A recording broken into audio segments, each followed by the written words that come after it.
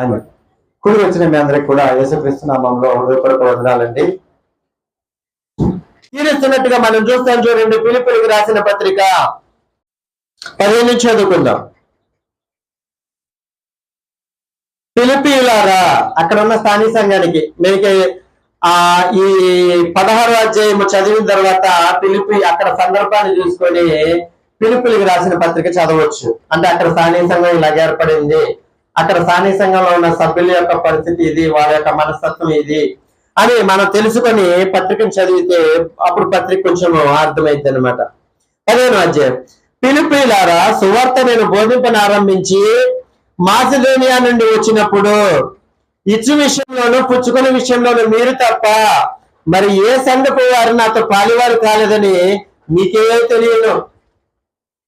అది ఇవ్వకపోయినా వారిని అడగలేదు, వేరే స్థానిక సంఘం వాళ్ళు ఇవ్వలేదు, అలాగని ఇవ్వలేదని క్లెయిమ్ చేశారా? కానీ వీళ్ళు ఇస్తుంటే వీళ్ళు పొగుడుతున్నాడు. వీళ్ళు ఎలాగిచ్చారంటే, పాపం పౌలు మరి వెళ్ళాడు అక్కడికి, ఆ రోమా చెరలో ఉన్నాడు, మరి అక్కడ పరిస్థితులు పనిచేసుకోవడానికి కూడా లేదు, మరి ఆయనకి తినడానికి ఉందో లేదో, అయ్యా ఎపఫ్రోదితు అని అందరి దగ్గర కావాల్సిన వస్తువులు అన్ని తీసుకొని ఆయనకి ఇచ్చి జాగ్రత్తగా తీసుకెళ్లి పౌలు గారికి ఇచ్చిరా అని చెప్పేసి ఎపఫ్రోదితుకి ఇచ్చి పంపించారు. స్థానిక సంఘంలో ఒక సభ్యుడికి ఇచ్చి పంపించారు.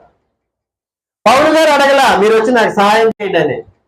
ఆయన యొక్క అవసరాలు తెలుసుకొని స్థానిక సంఘమే చేసిందనమాట. మీరు కూడా అడుగుతారు, ఒక్కరు కూడా పట్టించుకోలేదండి, నాకు డబ్బులు ఇవ్వట్లేదండి అని స్థానిక సంఘం మీద క్లెయిమ్ చేసి ఏం చేస్తారంటే, మాకు ఇంత అవసరాలు ఇవ్వండి, ఇంత అవసరాలు ఇవ్వండి అని చెప్పేసి కొంచెం బలవంతంగా స్థానిక సంఘం నుంచి డబ్బులు తీసుకోవడం అనేది నేటి సువార్థికులో చాలా మంది. ఒక స్థానిక సంఘం ఉంది, 20,000 తీసుకుంటాడంట. ఒక స్థానిక సంఘం ఉంది, 10,000 తీసుకుంటాడంట నెలకి. అదేంటంటే, మేము సంపూర్ణంగా సువార్త ప్రకటించడానికి మా జీవితాలు అర్పించుకున్నాము. ఎవరు అర్పించుకోమన్నారు? నీకు పని చేసుకోవడానికి వీలుంది, సువార్త ప్రకటించడానికి వీలుంది, రెండు చేసుకోవచ్చండి. పని చేసుకుంటూ సువార్త ప్రకటించవచ్చు. చెప్తే కొంచెం నాయకులకి బాధేసిద్ది, సంఘం మీద డిమాండింగ్ చేయకూడదు, ఇస్తే తీసుకోండి, లేకపోతే పని చేసుకొని కుటుంబాన్ని నడిపించుకోండి. అంతేగాని సంఘం మీద క్లెయిమ్ చేయడము, వాళ్ళు డబ్బులు ఇవ్వట్లేదని వాళ్ళ మీద కోపం పెట్టుకొని సంఘాన్ని ఎవరెవరైతే కొంచెం అడ్డుపడుతున్నారో వాళ్ళందరినీ సంఘం నుంచి బయటికి తోలేయడము, ఎన్ని రాజకీయాలు చేస్తామో స్టార్ట్ అయితే డబ్బుల కోసం నాకు అర్థం కాదు. ఎన్ని రాజకీయాలు చేస్తామో, ఇస్తే తీసుకుంటాం, లేకపోతే మానేయడమే, అంతే కదండి. సమస్త కీడులకు మూలము ధనము, సంఘం నాశనం అవ్వడానికి మూలము ధనము. అక్కడ వస్తుంది అనమాట సమస్య. ఇచ్చు విషయంలోనూ పుచ్చుకునే విషయంలో మీరు తప్ప నాకు ఏ సంఘపు వారు పాలి కాలేదని మీకే తెలియదును. ఎలాగనగా వీళ్ళు ఇక్కడ పనిచేశారు, తెస్సలోనికలో వెళ్ళారు. తెస్సలోనికలో ఉన్నప్పుడు అక్కడ పనిచేస్తున్నప్పుడు కూడా వీళ్ళే వెళ్ళి సహాయం చేశారు. ఎవరో ఈ ఫిలిప్పీలోని వారు తెస్సలోనికలో కూడా మాటి మాటికి వారే వచ్చి సహాయం చేశారు. అదే విషయాన్ని అక్కడ చెప్తున్నాడు. ఏలైనగా తెస్సలోనికలో కూడా మీరు మాటి మాటికి నా అవసరం తీర్చుటకు సహాయం చేసితిరి. నేను ఈమెను అపేక్షించి ఇలాగూ చెప్పట్లేదు కానీ మీ లెక్కకు విస్తారమైన ఫలము రావాలని అపేక్షించి చెప్పుచున్నాను. ఇక్కడ అడగలేదు, వాళ్లే సహాయం చేశారు. కొరింథీ స్థానిక సంఘం పౌలు గారికి ఏమి ఇవ్వలేదు. కొరింథీ స్థానిక సంఘం పౌలు గారి అవసరాలు తీర్చలేదు. ఆయనను వాళ్ళ మీద క్లెయిమ్ చేయట్లా. వాళ్ళు ఏమంటున్నారో ఒకసారి అది కూడా చూద్దాము. కొరింథీయులకు రాసిన 2వ పత్రిక 12వ అధ్యాయం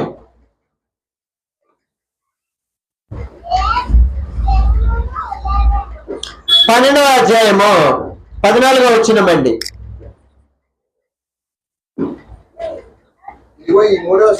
ఇదిగో ఈ మూడోసారి మీ వద్దకు వచ్చుటకు సిద్ధముగా ఉన్నాను. వచ్చినప్పుడు మీకు భారముగా ఉండను. మీ సొత్తులు కాదయ్యా, వాళ్ళకి ఇవ్వడం ఇష్టం లేదు.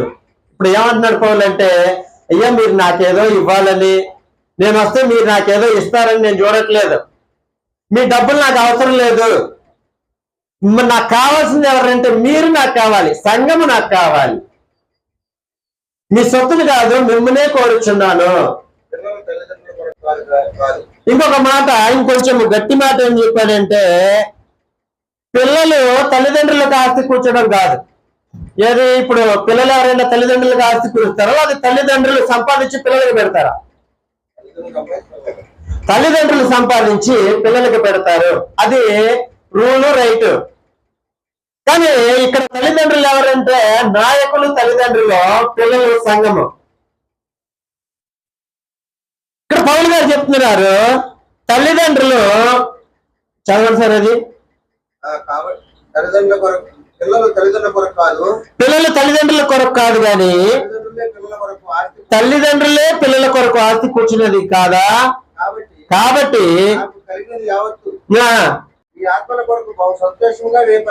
ఎంత వస్తుందో పౌలు గారికి, నాకు కలిగిన యావత్తు అన్నాడు. కాదండి, ఎంత వస్తుందో పౌలు గారికి.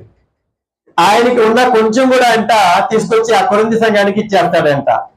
మరి అపోస్తలులతో కంపేరింగ్ చేసుకుంటాం కదా మనము. ఏ సువార్థికుడైనా ఏ నాయకుడైనా స్థానిక సంఘం కొరకు వాళ్ళ ఆస్తులు మొత్తం పెట్టిన వాళ్ళు ఎవరైనా ఉన్నారా? ఉన్నారండి ఎవరైనా? మరి పౌలు గారిని ఫాలో అవుతాము అంటారు కదా, అంటే వాళ్ళు నిజంగా తోడేలా గొర్రెలా అర్థం చేసుకోవాలి. వాళ్ళ ఫలాన్ని బట్టి తెలుసుకోవచ్చు కదా. ఇప్పుడు వాళ్ళు డబ్బుల కోసము సంఘాన్ని చీల్చి చెండాడుతున్నారంటే వాళ్ళు గొర్రెలు అనాలా, వాళ్ళని తోడేళ్ళు అనాలా? ఏందో వాడి ఫలం ఏంది? డబ్బుల కోసం చూస్తున్నావా, సంఘం కోసం చూస్తున్నావా? పౌలు గారిలాగా జీవించే వ్యక్తి అయితే అయ్యా మీ సొత్తులు కాదు మిమ్మల్నే కదా నేను కోరేది అని అంటావు కదా. అవసరమైతే నా యావత్తు నా ఆస్తి మొత్తం మీకోసం వేయపరుస్తాను, అవి సాలేదా నన్ను నేనే మీ కొరకు సమర్పించుకొని వేయపరుచుకుంటాను, నన్ను నేనే ఇచ్చేసుకుంటాను అన్నాడు. అలాంటి నాయకులుగా అలాంటి లక్షణాలు కలిగి ఉండాలి. దోచుకోవడం కాదు. ఎంతసేపు ఇంట్లో ఈ లోటుపాట్లు ఉంది, ఈ లోటుపాట్లు ఉంది, నువ్వు కష్టపడి పని చేసి దేవుడి పని చేయగలిగితే సేవకు రా. సంఘం ఇస్తే తీసుకో, కానీ ఇవ్వలేదనుకో క్లైమ్ చేయబడి సంఘం మీద వెళ్ళి పని చేసుకో. స్థానిక సంఘం మీద నువ్వు నిందమవుతున్నావంటే ప్రభు అంతేనా? స్థానిక సంఘం అంటే ఏమనుకుంటున్నావు? అది క్రీస్తు ప్రభు యొక్క శరీరము. శరీరాన్ని తర్వాత డబ్బు మీద ఆస్తూ నువ్వు సంఘాన్ని ఎదగనిస్తావో లేకపోతే పాతాళానికి తొక్కేస్తావో నాకు తెలుసు. నువ్వు అక్కడి నుంచి ఎక్కడికి వెళ్ళిపోతావో తెలుసు. కాబట్టి ఈ విషయాల్లో చాలా జాగ్రత్తగా ఉండాలి. సేవకులు ధనం మీద మనసు పెట్టకూడదు. ఎప్పుడు సంఘము క్షేమాభివృద్ధి చెందుతూ ఉండాలి, వారి ఆత్మల్లో ఎదుగుతూ ఉండాలి. అందుకోసమే మనము ప్రయాసపడతా ఉండాలి. అంతేగాని ఎలా సంపాదించుకోవాలి, ఎలా ఎదగాలి, పక్కోళ్ళు ఎదిగారు మనం ఎందుకు ఎదగకూడదు, ఈ విషయాలు ఈ అన్ని మనసులో పెట్టుకొని మనకు సేవకు రావాల్సిన అవసరత ఎంత మాత్రమూ లేదు. ఈ పిలుపు సంఘము నిజంగా పౌలు గారి యొక్క అవసరం తెలుసుకొని చాలా సహాయం చేసింది అన్నమాట. నేనే ఈ సంఘాన్ని కట్టాను కదా, నేనే దీనికి వాడరు కదా అని చెప్పేసి ఆయన బిహేవ్ చేయాల. తన యొక్క పని ఏంటంటే విత్తనాలు జల్లుతూ వేయాలి. నేను విత్తనం వేశాను, ఆయన నీళ్లు పోసాడు, నేను నాటాను, వృద్ధి కలగజేయవాడు దేవుడే. నాటు వాళ్ళు ఏం లేదు, నీళ్లు పోయే వాళ్ళ ఏమీ లేదు. అది మనం చేయాల్సిన పని, మన యొక్క బాధ్యత అదంతే. అంతేగాని నేను వచ్చి చెప్తేనే మీకు ఇక్కడ జ్ఞానం అనేది వచ్చింది కాబట్టి మీరంతా నాకు సహాయం చేయాలి, మాట్లాడితే అక్కడికి వెళ్ళిపోతారు. ఇదిగో మీ ఆత్మ సంబంధమైన విషయాల్లో మేము ఉన్నాం కాబట్టి మా శరీర సంబంధమైన విషయాల్లో మీరేం చేయాలంటే మీరు మాకు సహాయం చేయాలి అని సందర్భం లేకుండా అక్కడ ఇక్కడ అన్ని కోచేస్తారు. నిజంగా కూర్చొని ఒక్కొక్క పాయింట్ని విడమరచి చెబితే కానుకకు సంబంధించింది చాలా మంది పారిపోతారు నాకు తెలిసి. సరిగ్గా కూర్చొని అంటే మనం సువార్థికులు అందరూ అదే మైండ్తో ఉంటారు కాబట్టి అందరూ అదే చెప్తారు కాబట్టి గోళ్ళలో కలిసిపోతుంది. అలా కాదు, కూర్చొని సరిగ్గా విభజించి చూస్తే ఒక్కొక్క పాయింట్, ఏది నూర్చుడు ముందుకి చిక్కం పెట్టవద్దు అదొక పాయింట్, బలిపీఠం దగ్గర కావాలి ఉన్నారు, బలిపీఠంతో పాలువారు కారా అనే ఒక పాయింట్, సువార్త ప్రచురించి వారు సువార్త వల్ల జీవనం చేయాలి అనేది ఒక పాయింట్, పనివాడు తన ఆహారానికి పాత్ర జీతానికి పాత్ర అనే ఒక పాయింట్. వీటిని జాగ్రత్తగా పరిశీలిస్తే మనం ఏం చేస్తున్నాం మనకు అర్థమైపోతుంది. కాబట్టి పరిశీలించము.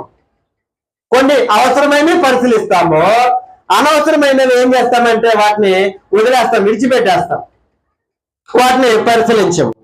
అయితే ఇక్కడ పిలుపు సంఘం చూసినప్పుడు పౌలు గారి యొక్క అవసరం తెలుసుకొని వాళ్ళే సహాయం చేశారు. పౌలు గారిని అడగల. ఒనిసిపోరు అనే ఒక ఆయన ఉన్నాడు, పౌలు గారు చెరలో ఉన్నారని తెలుసుకొని పద్దాక ఆయన వచ్చి ఆయన్ని చూసి పరామర్శించి ఆయన అవసరాలకి ఏదైనా డబ్బులు కానీ ఏదైనా ఉంటే మొత్తం ఇచ్చేసి సైలెంట్గా వెళ్ళిపోతాడు. ఆయన సైలెంట్గా వెళ్ళిపోతాడు. పౌలు అడగడం కాదు, నువ్వు అడగాల్సిన పని లేదు. సంఘానికి నిజంగా నువ్వు బాధల్లో ఉంటే, నువ్వు నిజంగా యథార్థవంతుడైన సువార్థికుడు అయితే సంఘం నిన్ను విడిచిపెట్టదు. నా యొక్క అనుభవంలో సంఘాన్ని మోసం చేసిన వాళ్ళు నేను చూసా, కానీ సంఘాన్ని నమ్ముకొని మోసపోయిన వాళ్ళు నేను ఎవరిని చూడాల. సంఘాన్ని మోసం చేసిన వాళ్ళని చూసా నేను, సంఘం చేత మోసపోయిన వాళ్ళని నేను ఎవరిని చూడాల.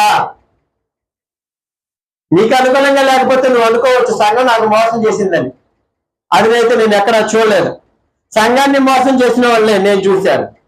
మళ్ళా ఈ పిలుపులో ఉన్న స్థానిక సంఘము బహు దాతృత్వం గలదే.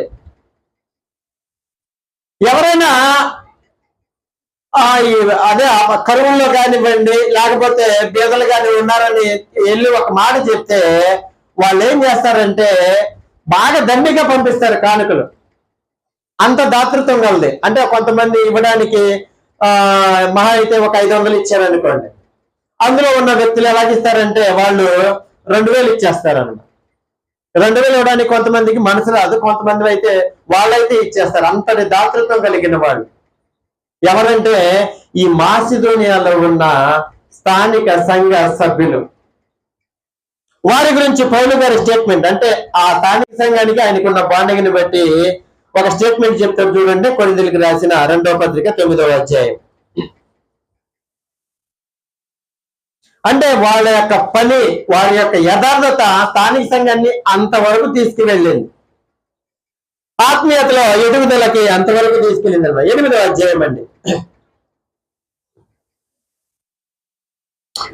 8వ అధ్యాయం మొదటి నుంచి. సహోదరులారా, మాసిదోనియా సంఘములకు అనుగ్రహింపబడి ఉన్న దేవుని కృపను గురించి మీకు తెలియజేస్తున్నాను. ఎందుకు తెలియజేస్తున్నాడంటే వారు బహుశ్రమల వల్ల పరీక్షింపబడగా, ఏంటి శ్రమల్లో సంతోషించే స్థానిక సంఘం ఏదంటే మాసిదోనియాలో ఉన్న సంఘము, తెస్సలోనికలో ఉన్న సంఘము, అలాగే ఫిలిప్పీలో ఉన్న సంఘము, బెరియాలో ఉన్న సంఘము సువార్త ప్రకటిస్తుంటే వాళ్ళు వెనకమాల పడుతున్నారు, కొడుతున్నారు, పరిగెత్తిస్తున్నారు. అలాంటివి ఆ సందర్భాల్లో వాళ్ళు సువార్తను అంగీకరించి ఆ విశ్వాసంలో నిలకడగా ఉన్నారన్నమాట. వారు కొరింథీ సంఘానికి చెప్తున్నాడు ఇక్కడ, వారు బహుశ్రమల వలన పరీక్షింపబడగా అత్యధికముగా సంతోషించిరి. శ్రమల్లో సంతోషించే సంఘము మాసిదోనియాలో ఉన్న సంఘము. ఇప్పుడు అక్కడే పౌలు గారు పరిచయం చేసేది అక్కడే మాసిదోనియాలోనో. మనకి పేర్లు బాగా తెలియాలి. మాసిదోనియా, గలతియా, ఎఫెసులో ఉన్న స్థానిక సంఘాలు, చుట్టుపక్కల ప్రాంతాల్లో ఆసియాలో ఉన్న స్థానిక సంఘాలు ఏమి, తర్వాత ఇక్కడ ఈ మాసిదోనియాలో ఉన్న స్థానిక సంఘాలు ఏవి, గలతీలో ఉన్న స్థానిక సంఘాలు ఏవి, ఈ తెస్సలోనిక సంఘం ఎప్పుడు పుట్టింది, అంత్యోక్యలో ఉన్న సంఘం ఎప్పుడు పుట్టింది, వీటి పుట్టుకేంటి, వీటి బ్యాక్గ్రౌండ్ ఏంటి అని మొత్తం తెలియాలి మనకి. అందుకే అపోస్తుల కార్యగ్రంథం బాగా చదవాలి. ఇవి చదివి ఇది అర్థమవుతే తర్వాత పత్రికల యొద్దకు వెళ్ళాలి. అపోస్తుల కార్యగ్రంథం అర్థం కాకుండా, ఏం తెలియకుండా పొద్దున్నే లెగిసి కొరింథీ పత్రిక చదివితే నాకు అర్థం కాదు, 2వ రోజు లెగిసి గలతీ పత్రిక చదివితే నాకు అర్థం కాదు, 3వ రోజు లెగిసి ఫిలిప్పీలకు రాసిన పత్రిక చదివితే నాకు అర్థం కాదు. అర్థం కాదది. ఎవరికి రాశారు పత్రిక? ఫిలిప్పు అనే ఊళ్ళో ఉన్న క్రీస్తు ప్రభు సంఘానికి రాశారు. ఇప్పుడు నేను లెటర్ ఎవరికి రాస్తున్నానంటే ఇక్కడ నుంచి నెహ్రూ నగర్ లో ఉన్న పురుషోత్తం గారికి లెటర్ రాస్తున్నానంటే అది ఆయనకే వర్తిస్తుంది. అంతేగాని మళ్ళీ పురుషోత్తం గారికి లెటర్ రాస్తే అక్కడి నుంచి రత్నకిషోర్ గారు తీసుకున్నారని చదివారనుకోండి, అది నేను ఆయనకి రాయరా, ఈయనకి రాసేటప్పుడు కొన్ని విషయాలు చెప్తే ఆ విషయాలు ఆయన పాటిస్తే ఆయనకి ఎలా ఇదేంటి. నేను క్రీస్తు ప్రభు సంఘానికి రాసినప్పుడు క్రీస్తు ప్రభు సంఘానికి వాళ్ళు చదివితేనే అర్థమైంది. బయట వాళ్ళకి ఎందుకు అర్థం కాదంటే అది వాళ్ళకి రాసింది కాదు కాబట్టి అర్థం కాదు. అత్యధికంగా సంతోషించింది మరియు వారు నిరుపేదలైనను. నేను అనుకున్నా ఇందాక దాకా వీళ్ళు బాగా ఇస్తున్నారంటే బాగా ధనవంతులేమో అనుకున్నా. ఎవరంటే ఈ మాసిదోనియాలో ఉన్న సంఘము నిరుపేదలైనను వారి దాతృత్వము అంటే వారు చేసే దాన ధర్మాలు బాగా విస్తరించినాయి అంట. అంటే పౌలు గారికి సహాయం చేస్తున్నారు, స్థానిక సంఘాలకి సమస్య అంటే వాళ్ళకి సహాయం చేస్తున్నారు. నిజంగా స్థానిక సంఘ డబ్బులు ఎవరికంటే ఏ సువార్థికుడికో ఏ పాస్టర్కో ఇచ్చినట్టుగా మనకి గ్రంథంలో ఎక్కడ కనబడదు. ఆ స్థానిక సంఘ డబ్బులు కూడా వేసే కానుకలు కూడా ఎవరికంటే పరిశుద్ధుల అక్కర కొరకైన చందా విషయం అయితే అంటాడు. పరిశుద్ధులు అంటే ఎవరు? సువార్థికుడు, పాస్టర్ గారు, నాయకుడు కాదు. స్థానిక సంఘం యొక్క సభ్యులు, స్థానిక సంఘం యొక్క సమస్యలు వాటి మీద పరిష్కరించడానికి కానుకలు పెట్టారట్టుగా మనం చూస్తాము గ్రంథంలో. ఏదో సువార్థికుడికి ఇవ్వాలని కానుకలు పట్టేట్టుగా గ్రంథంలో మనం చూడం. ఆదివారం రాగానే కానుకలు పట్టిన తర్వాత వెంటనే ఆరాధన అయిపోగానే కానుకలన్నీ మూట కట్టేసి బుధాన్ని వేసుకొని తీసుకెళ్లిపోయి ఇంట్లో కూర్చొని లెక్కేస్తా ఉంటారు అయ్యగారు. అసలు అది లేఖనానుసారం కాదు, పాస్టర్ గారి కొరకు చందా కాదు, అది పరిశుద్ధుల అక్కర కొరకైన చందా విషయం అయితే అన్నాడు. స్థానిక సంఘ హ్యాండ్వర్ లో ఉండాలా మనీ. అయ్యగారు తీసుకుని వెళ్ళు, నాకు అర్థం కావట్లేదు. యాడుంది అది? యాడుంది లేదు. స్థానిక సంఘం హ్యాండ్వర్ లో ఉండి స్థానిక సంఘం నుంచి సువార్త ప్రచురించాలన్నప్పుడు స్థానిక సంఘంలో సభ్యులంతా కూర్చొని ఇంత ఖర్చు అవుతున్నప్పుడు సంఘం యొక్క ధననిధిలోంచి ఆ డబ్బు తీసి వాడాలి. స్థానిక సంఘంలో అనాథులైన వెధరాలు ఉన్నారనుకో, ఒక ఇద్దరు ముగ్గురు, వాళ్ళకి ఎవరు లేరనుకో, స్థానిక సంఘం ధననిధిలోంచి డబ్బులు తీసి వాళ్ళ పోషణ సంరక్షణ సంఘంలో వాళ్ళే చూడాలి. స్థానిక సంఘంలో ఎవరికైనా ఒక సమస్య వచ్చింది, ఏదో హాస్పిటల్లో సమస్య, కొంచెం డబ్బు ఎక్కువ ఖర్చు అయింది, అది తెలుసుకొని స్థానిక సంఘంలో మనీ తీసి వాళ్ళ హాస్పిటల్ ఖర్చు నిమిత్తము ఎంతో కొంత స్థానిక సంఘం అంతా మాట్లాడుకొని డబ్బులు దయచేయాలి. ఇలా వాడడానికి ఏర్పాటు చేసింది కానుకలు చందా అనే విషయం అన్నమాట. కానీ దీన్ని సిస్టమేటిక్ అంతా మార్చేశారు. పాత నిబంధనలో సిస్టమేటిక్ తీసుకొచ్చి దీనికి వచ్చేసి లింక్ ఇచ్చారనమాట. ఏది కొత్త నిబంధనలో ఉన్న సిస్టమేటిక్ పాత నిబంధనలో ఉన్న సిస్టమేటిక్ లింక్ ఇచ్చారు. కానీ జాగ్రత్తగా చూసామనుకోండి, లింక్ ఊరికే తెగిపోద్ది. లింకు సరిగా ఉండదు, తెగిపోద్ది, ఊరికే తెగిపోద్ది. అన్నయ్య ఎప్పుడో నుంచి దీని మీద చేద్దాం తమ్ముడు, ఈ కానుకల గురించి చేద్దాం తమ్ముడు, బయట మరి ఇదిగా ఉందని అన్నయ్య ఎప్పుడు అదే అంటున్నారు. దేవుని చిత్తం అయితే చేయడానికి ప్రయత్నం చేద్దాం. ఈ కానుకల మీద అచ్చంగా పెడదాము, ఏదైనా వీడియో పెట్టి సత్యాన్ని అందరికీ తెలియడానికి మన వంతు ప్రయత్నం మనం చేద్దాం. తర్వాత ఈ కృప విషయంలోనంటే చందా పంపించే విషయంలో ఇతరులకి, అంటే యెరూషలేములో ఉన్న పేదల నిమిత్తము చందాలు పోగు చేస్తా ఉంటారు అనమాట పౌలు గారు. ఈ కృప విషయంలోనూ మనోపూర్వకంగా మమ్మను వేడుకొనుచు వారు తమ సామర్థ్యము కొలదియే కాక సామర్థ్యము కంటే ఎక్కువగా తమను తామే ఇచ్చుటకు ఇచ్చినని మీకు సాక్ష్యం ఇచ్చుచున్నాను. అంటే ఈ మాసిదోనియాలో ఉన్న స్థానిక సంఘం యొక్క దాతృత్వం గురించి కొరింథీలో ఉన్న స్థానిక సంఘానికి తెలియజేస్తున్నారు పౌలు గారు. సామర్థ్యం కంటే ఎక్కువగా ఇచ్చారు కాబట్టి మీరు బాగా ఇస్తారని అక్కడ డప్పు కొట్టే నేను. మీరు ఇవ్వలేదనుకో వారి మధ్య నేను చిన్నపోతాను. వారు ఎలాంటి వాళ్ళు అనుకుంటున్నారు? అయ్యా మీరందరూ వాళ్ళు ఎలాంటి వాళ్ళు అనుకుంటున్నారు? ఆ మాసిదోనియా సంఘపు వారు మావులు కాదు. మీరేం చేయాలంటే దయచేసి కొంచెము మీ గురించి బాగా డప్పు కొట్టాను, అక్కడ కొంచెం ఇవ్వండి మీరు, లేకపోతే అక్కడ చిన్నపోతాను. ఇదైపోతాను, చనుకోవద్దు, బలవంతంగా కాదు, నిశ్చయించిన ప్రకారం ఇవ్వండి, కొంచెం ఎక్కువగా ఇవ్వండి అని చెప్పేసి పౌలు గారు ఈ కొరింథీయులకు రాయడం అనేది మనం చూస్తాం. వాళ్ళు ఎలాగున్నారంటే వాళ్ళు చాలా బేదలైనను వాళ్ళు సామర్థ్యం, ఈ బేదలు ఏం చేస్తారు, మహా అయితే ఒక 500 ఇస్తారనుకో. వాళ్ళు అలా కాదు, వాళ్ళ సామర్థ్యం లేకపోయినా కూడా ఎంతో కొంత అప్పు చేసి ఏదో ఒకటి పంపిస్తారనమాట. అలాంటి స్థానిక సంఘంలో ఒక స్త్రీ, ఈ స్త్రీ చేత ప్రారంభమైంది. ఎవరా స్త్రీ అంటే లూదియా గారు. ఆమె దేవుని యందులో బహు భయభక్తులు కలిగిన స్త్రీ అని పరిశుద్ధాత్ముడు ఆమె గురించి స్టేట్మెంట్ ఇచ్చాడు. అంత మాత్రమే కాదు, ఆమె ఏం చేస్తుందంటే వ్యాపారం కూడా చేస్తుంది. ఏంటా వ్యాపారము? ఊదా రంగు పొడిని అమ్మో తుయ్య పట్టణస్తురాలు. ఆ ఊదా రంగు దేని నుంచి చేస్తారంటే, ఒక షెల్ఫిష్ అని ఒక చేప ఉంటుంది, దానిపైన ఒక పెంకు ఉంటుంది అనమాట. ఆ పెంకు నుంచి తయారు చేస్తారంట ఆ యొక్క పొడిని. అది అరుదుగా దొరికేది కాబట్టి, తక్కువగా దొరికేది కాబట్టి చాలా కాస్ట్. అది కాస్ట్. ఆమె ఏం చేస్తుందంటే వ్యాపారము చేసేది ఈమె. ఇప్పుడు ఒక డౌట్ ఏంటంటే, ఏమండి స్త్రీలు, అందులో యూదులైన స్త్రీలు అలాగే క్రైస్తవులైన స్త్రీలు వ్యాపారము చేయొచ్చా?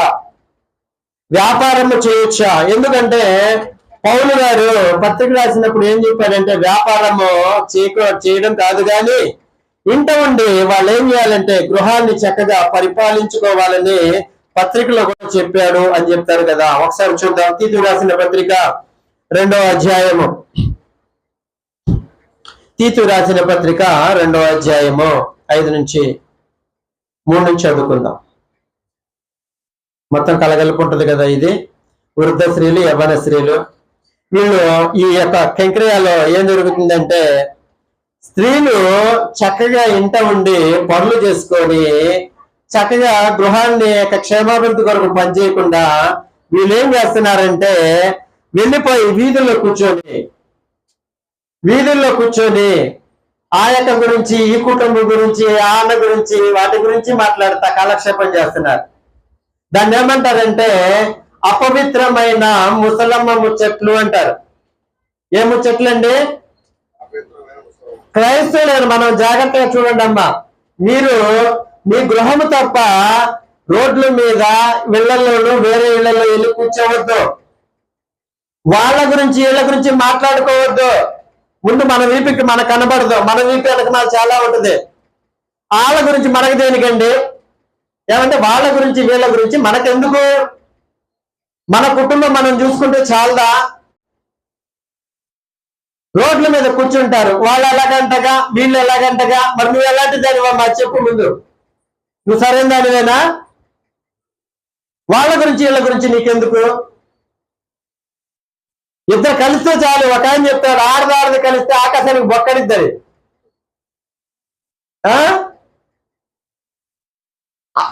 అసలు క్రైస్తవులైన స్త్రీలు చాలా నిబద్ధతగా ఉండాలన్నమాట.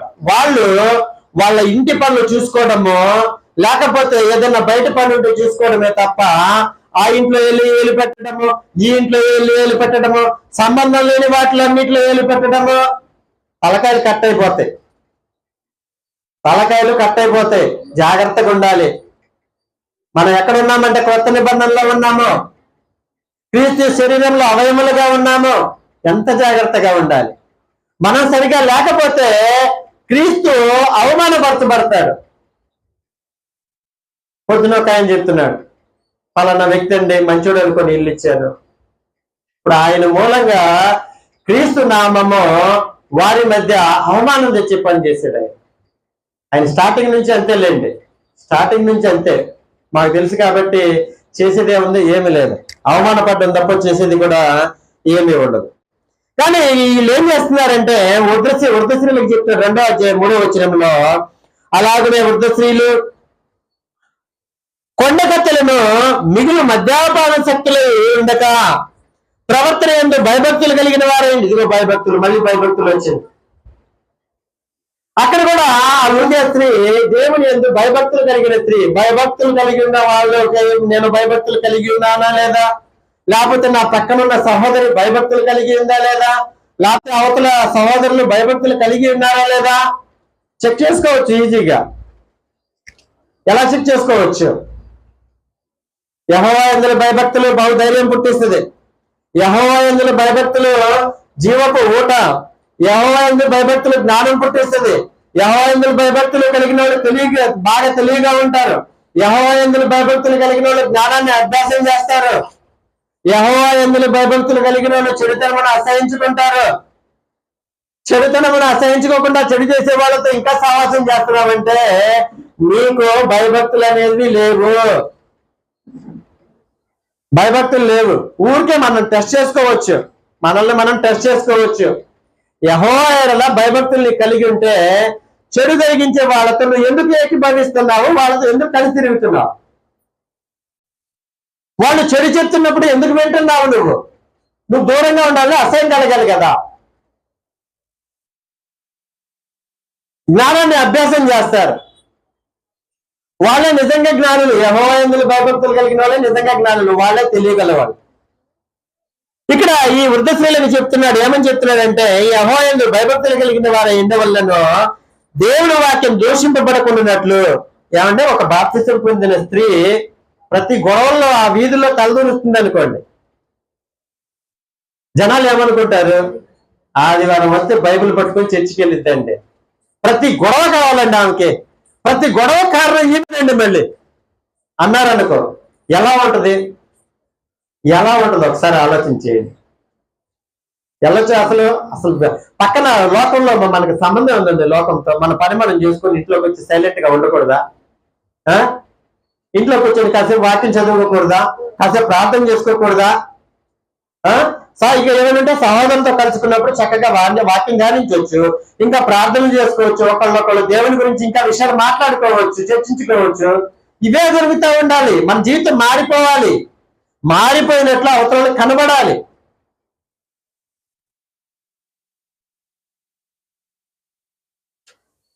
భయభక్తులు కలిగి శిశువులను ప్రేమించు వారును స్వస్థబుద్ధి గల వారును పవిత్రులుగా ఇదిగో ఇంట ఉండి పని చేసుకుని వారును మంచి వారిని ఉండవల్లని బుద్ధి చెప్పము.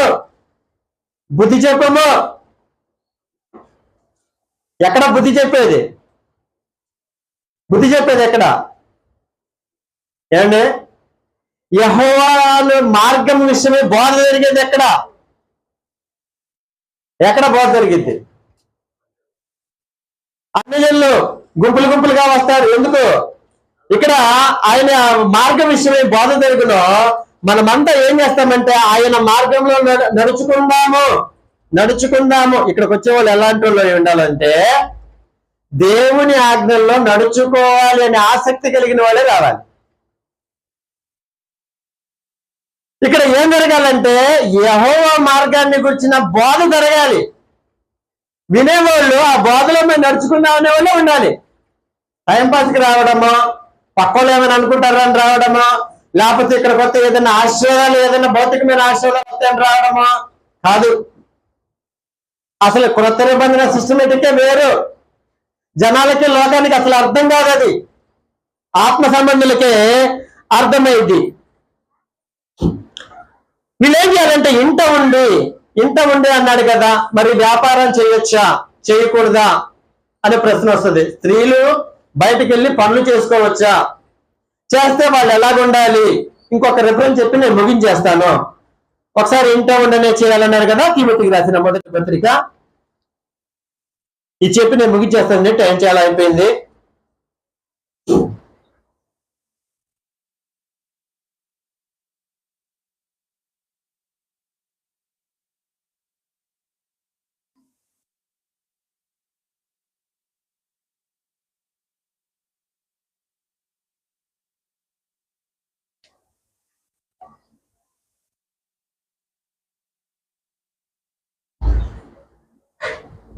ఐదో అధ్యాయం